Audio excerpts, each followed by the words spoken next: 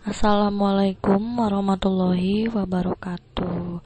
Oke, di minggu ini saya akan bahas materi lanjutan kimia, yaitu tentang partikel-partikel penyusun atom.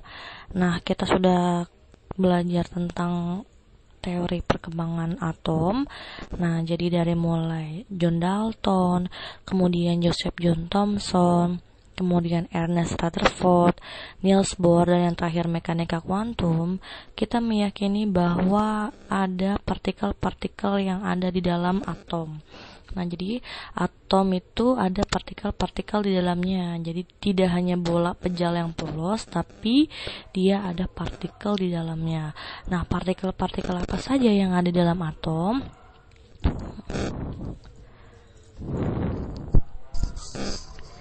Oke, yang pertama ini yaitu adalah elektron. Nah, bagaimana sih elektron itu ditemukan? Elektron ini ditemukan oleh Joseph John Thomson pada tahun 1897 melalui percobaan tabung sinar katoda. Nah, tabung ini terbuat dari gelas yang memiliki dua lempeng logam di kedua ujungnya.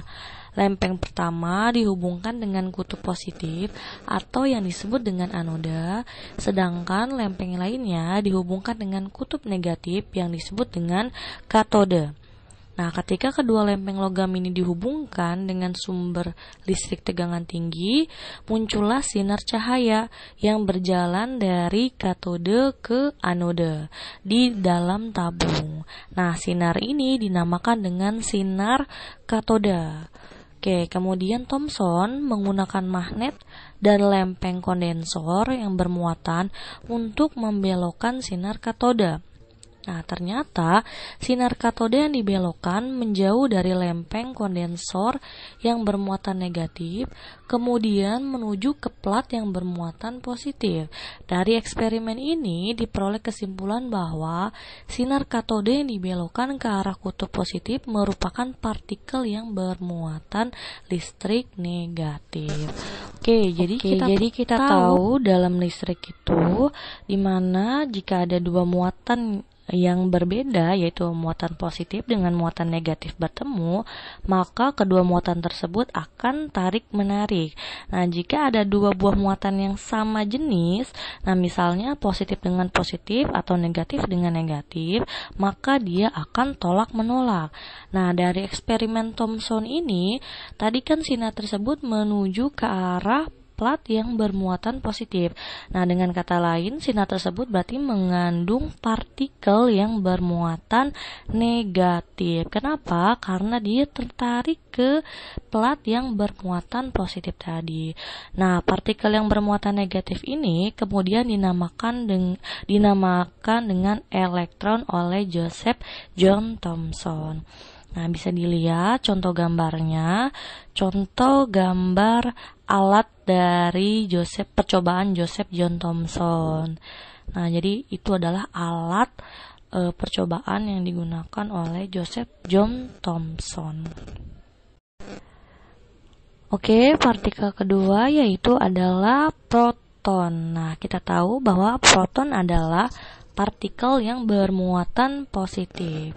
Nah, setelah percobaan dari Joseph John Thomson tadi yang berhasil menemukan partikel negatif yaitu elektron, nah maka teori atom John Dalton ini sudah tidak dapat diterima lagi, karena menurut John Dalton tadi kalau atom itu tidak memiliki partikel sama sekali. Nah, ternyata setelah dari percobaan si Thomson, ternyata dalam atom ini ada partikel yang bermuatan negatif.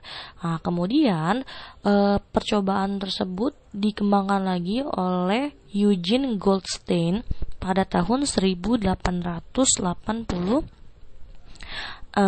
sampai 1930. Nah, si Eugene Goldstein ini dia memodifikasi tabung sinar katoda dengan melubangi lempeng katodanya. Tabung ini disebut juga dengan tabung Crookes.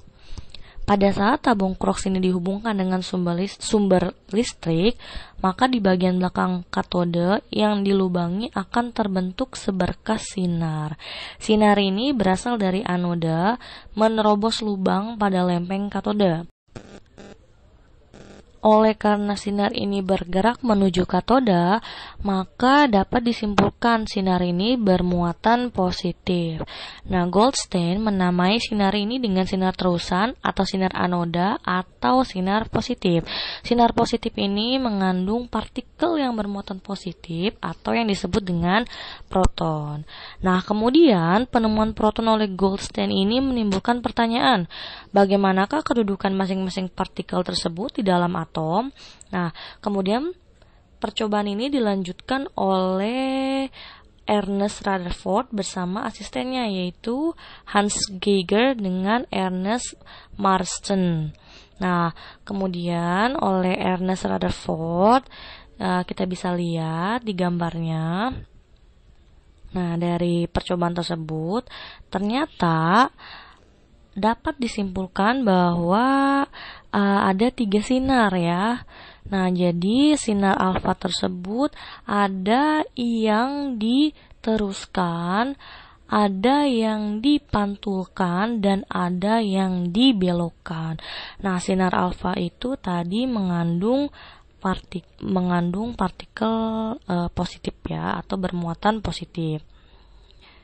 Nah, jadi menurut percobaan Ernest Rutherford, nah jadi ada 3 kesimpulan. Yang pertama, atom bukan merupakan bola pejal karena hampir semua partikel alfa tadi atau sinar alfa tadi diteruskan. Berarti sebagian besar volume atom merupakan ruang kosong.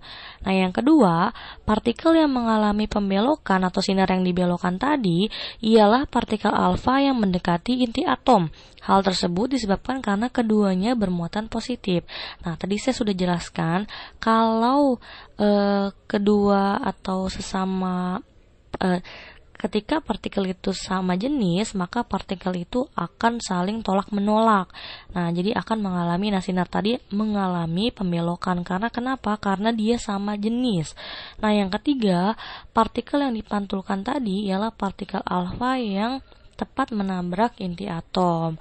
Ini ternyata ada sinar yang dipantulkan. Nah, berarti di dalam atom ini terdapat muatan positif. Nah, muatan positif ini adanya di mana? Yaitu adanya di inti atom. Nah, jadi kalau tadi percobaan si Eugene Goldstein, dia menjelaskan bahwa di dalam atom ini ada partikel yang bermuatan positif, tapi dia tidak bisa menjelaskan kedudukan partikel positif tadi. Nah, kemudian percobaan tersebut dilanjutkan lagi oleh Ernest Rutherford. Dari percobaan Ernest Rutherford, ternyata didapat bahwa partikel yang bermuatan positif atau proton tadi yaitu terdapat di dalam inti atom. Oke, yang ketiga yaitu adalah penemuan neutron. Nah, neutron ini adalah partikel atom yang bermuatan netral atau tidak bermuatan. Setelah para ilmuwan percaya adanya elektron dan proton dalam atom, timbullah masalah baru, yakni jika hampir semua massa atom terhimpun pada inti, nah ternyata jumlah proton dalam inti belum cukup supaya sesuai dengan massa atom.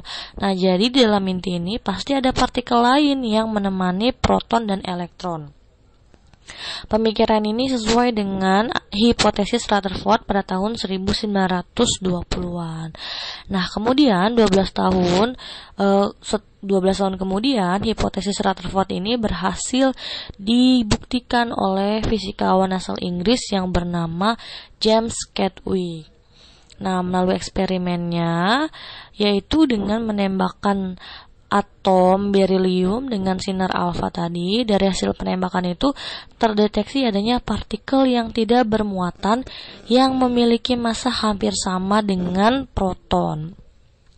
Nah, oleh karena bersifat netral, maka partikel tersebut dinamakan dengan neutron.